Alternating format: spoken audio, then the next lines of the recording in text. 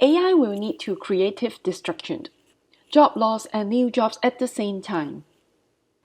To avoid unemployment, workers need to be retrained. Automation are easier in predictable and repetitive tasks. Therefore, it is likely to affect undereducated people, which may be less easily retrainable. On the other hand, those already control resources can more easily utilize AI technology. This leads to a higher income. Thus, AI may widen the income gap and leads to lots of social problems. As AI becomes more powerful, this may get worse. Therefore, some people suggest universal basic income. So what is it?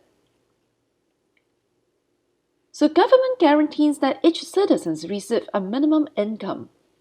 The intention is to cover the basic cost of living and provide financial security. The benefits are, workers can afford to take the time to find a better job. Workers can afford to re-educate or retrain themselves. People are more likely to pursue entrepreneurial or creative activities when they are financially secured.